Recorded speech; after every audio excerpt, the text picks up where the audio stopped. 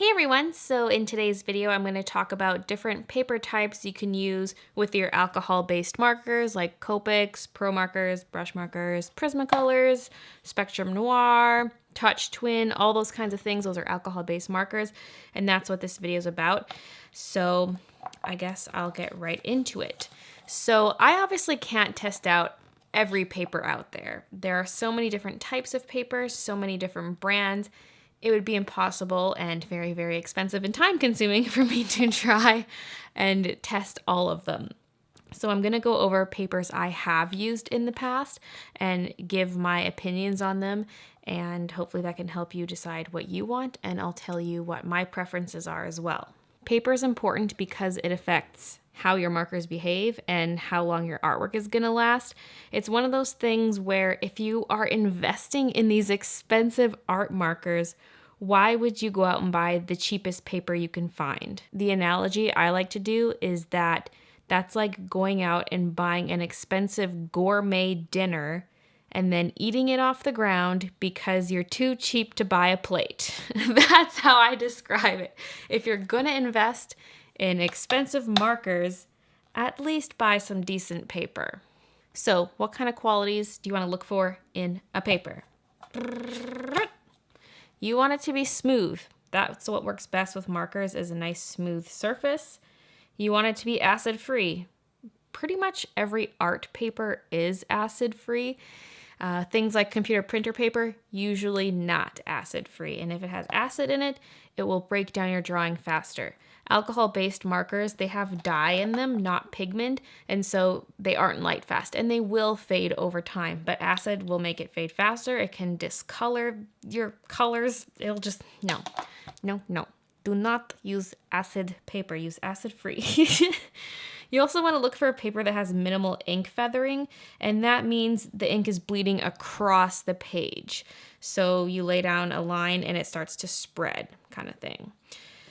You also want it to allow for layering. Usually, the thicker the paper is, the more you can layer. Also, your paper can affect how well your colors blend. So these are all the things I'm going to be looking for in these different paper types that I'm showing you. So let's start with the marker pad paper. This is the paper you might be tempted to grab first when you get markers. I bought a Copic marker pad when I first got my Copics, and I quickly stopped using it. I will, however, point out that this is the Winsor & Newton brand. This is much better than the Copic brand paper because the colors actually look solid. The Copic paper, the colors aren't as vibrant, and it looks like there's a bunch of white speckles in the paper. This one does have a certain amount of that, but this is much, much better than the Copic brand paper. That being said, this is still my least favorite paper out of the entire bunch. Probably its best quality is that the colors are super, super vibrant. I'll show all the paper side by side later, and I'm not sure how the camera will really pick everything up, but this paper makes for the most vibrant colors out of all the papers. Most vibrant, very, very pretty.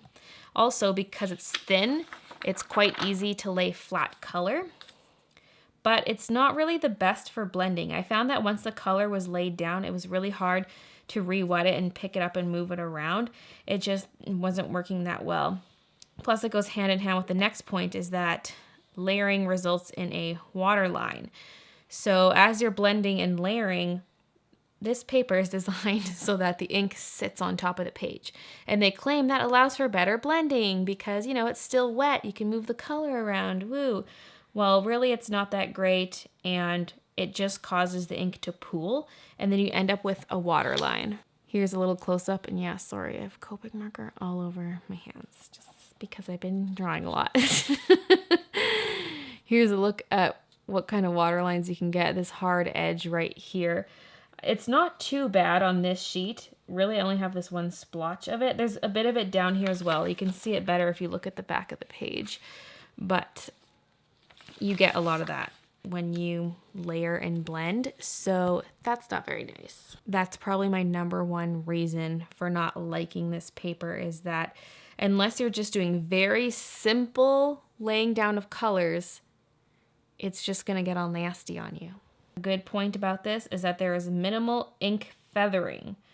So if you make a line like I did here, the edges are pretty crisp. This is supposed to be one of the pros of the paper. The ink will not soak through. So you can see some color here, but this paper actually is a special coating so that, let's say I have this paper on top of this paper, I can color all I want and make the line super, super thick. Look how juicy that is. That's because of the coating. It doesn't let the ink soak in because it's thin and has the coating. Those are both reasons why the ink pools on the surface. But look, oh, what do you know? Oh my gosh, I just totally proved my own point wrong. I guess maybe I went a little too extreme. I guess this bleed proof paper is not really that bleed proof, but I'll be honest, I haven't used the Winsor and Newton paper a ton. Wow. Well, there you go. It's not 100% bleed proof, even though it's supposed to be. Bleed proof. Why? I did go a bit crazy there, though. For the most part, it won't come through, but, well, discovering new things all the time, aren't we? Like I said, this is my least favorite paper, so I really don't use it. Another problem is that the paper is thin, so it's very easy to crease or damage the paper because it's so flimsy. It is ultra smooth though, super, super, super smooth, which is very nice for markers. But because it's so smooth, it's not good for paint or pencil. So if you wanted to make it a bit of a multimedia piece, you wouldn't be able to because this paper is not suitable for that. It's also transparent, so you can see through it, which is not that nice. Your one redeeming quality other than being vibrant, and you failed on us. Like, wow, way to make me look like a liar. Okay, moving forward. Cardstock. So there are obviously many different kinds of cardstock out there, and I'm sure they vary in quality, but if you get a nice quality one, it's very, very nice for markers. So this specifically is the Hammermill Color Copy Digital Cover Paper, and this is 100 pound cover, because paper weights can either be text or cover, and cover is thicker than text. So 100-pound text is thinner than a 100-pound cover, if you catch my drift. I know people are going to ask me about the Express-It blending card. This is basically a dupe for the Express-It blending card. I use both papers side by side and I cannot tell a difference at all. They are basically the same paper, except the Express-It blending card is way, way more expensive and hard to find. This was somewhat hard to find because I had to get it on Amazon. Hammermill is a really popular brand. I can find it in Staples, London Drugs, that kind of thing, but they usually only carry up to 60 pound or less. I don't even know if I saw 60 pound, but if you're gonna get cardstock, I would say either get 80 or 100 pound. This is the 100, so nice and thick. Okay, so cardstock. Vibrant colors. Not as vibrant as the marker pad. The marker pad definitely wins, but still very vibrant. It is great for blending, great for layering because it's nice and thick. There is very minimal ink feathering.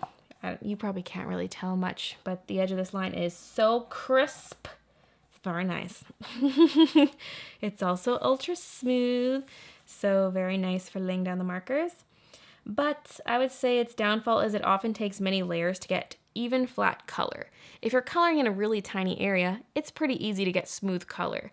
But if you're coloring a larger area, it's definitely hard and will look splotchy unless you go so slow and really, really saturate the paper. And that partially has to do with the thickness. There are other factors, but normally with a thinner paper, it's easier to get a flat color, at least when it comes to cardstock.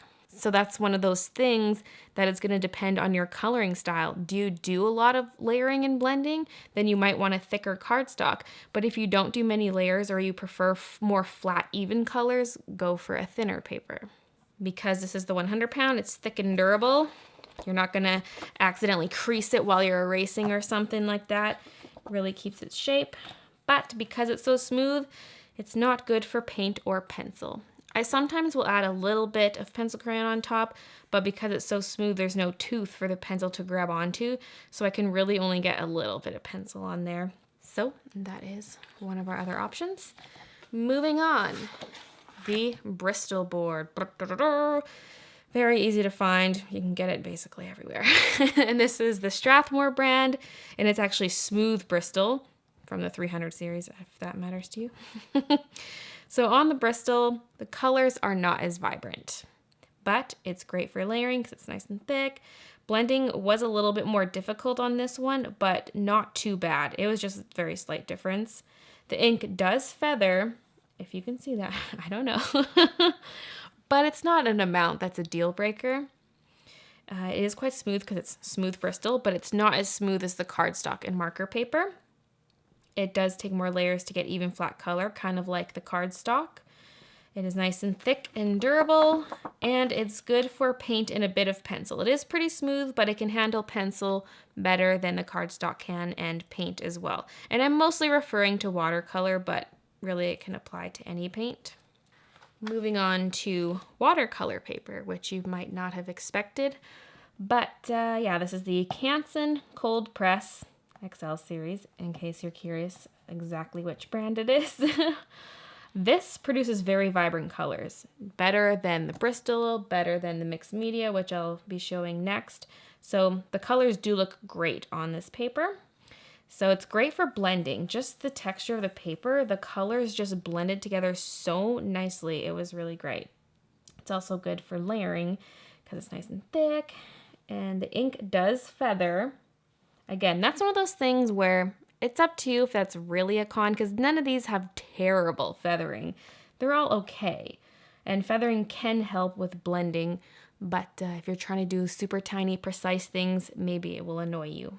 Watercolor papers usually have a bit of a rough surface. This one is quite smooth, not super smooth, but compared to some other watercolor papers, there's not much tooth to it, so it does vary. If the surface is super rough, it's not really ideal for markers and could maybe even damage your nib over time if you're like going over these bumps constantly. I don't know, I feel like it will wear down the nib over time, but if you do go with watercolor, go for a smoother one. It is quite easy to lay flat color on this just because of the properties of the paper. This is just so solid and so beautiful, even right up to the edges. It just looks awesome. It's thick, it's durable. One con is that the paper does soak up a lot of ink because it's very absorbent. It's made to absorb liquid. That's what watercolor paper is for. So it does feel like it's sucking up a lot of ink out of your markers.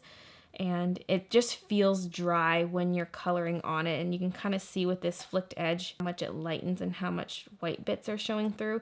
It's just, yeah, it just feels, you can feel the friction when you color.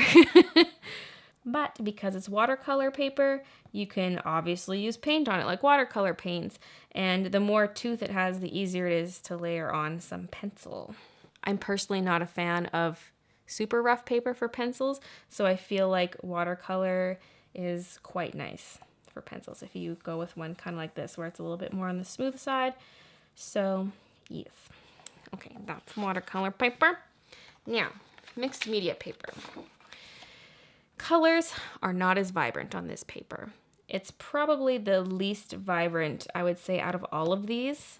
Bristol's probably second least vibrant, so very poor color vibrancy. It's Strathmore 400 series, by the way. But it is so great for blending.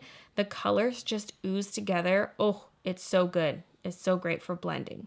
And it's also great for layering. The ink does feather a little bit. It's not super smooth, but it's not too rough. It has less tooth than the watercolor paper, but still not as smooth as, say, the cardstock. This is very easy to lay flat color on, thick and durable, and you can use paint and pencil on it easily because it's obviously mixed media. So, what are my points about this? What should you take away from all this? Well, like always, things are up to your preferences and your art style, what kind of art you do, what properties you want your paper to have, but I will say what I use most of the time is my Hammermill cardstock. That's my go-to paper. And recently I've also been loving the multimedia paper. Where did I put that one? Or sorry, yeah, mixed media, multimedia, whatever. The mixed media paper like I said, is not as vibrant, but if it's something that doesn't really need to be vibrant, if I want more pastel colors or just muted colors in general, then it's really nice, especially if I do want to incorporate some paint or pencil, then I'll go with the mixed media. But if I'm just doing purely Copic and maybe a touch of pencil, I'll use my cardstock. That's just what I like. Watercolor, very vibrant and nice for blending and stuff, but I just feel like it soaks up so much ink. I just, not really my favorite. Marker pad, I already told you I really don't like it, but the colors do look nice and vibrant. Bristol board is kind of my meh because it does the job. The colors just aren't very vibrant though. I feel like it doesn't blend very well, and there's really not much tooth on it for pencil work. The watercolor and Bristol board are kind of meh, like they do the job. It's just not my favorite. This one's, I don't really like it. And then these two, I quite like. And those are just my personal preferences based on the paper types and brands that I've tried. So hopefully that gives you some kind of jumping ground and some kind of info about papers. If you have a favorite paper that you absolutely love, let me know in the comments down below. Maybe it'll help out some other people. So hope you enjoyed this video. Thank you so much for watching, and I'll see you in my next video.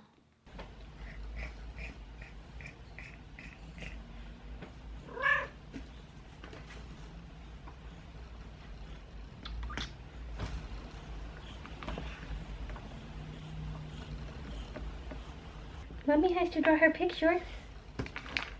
Well, she's drunk, yes.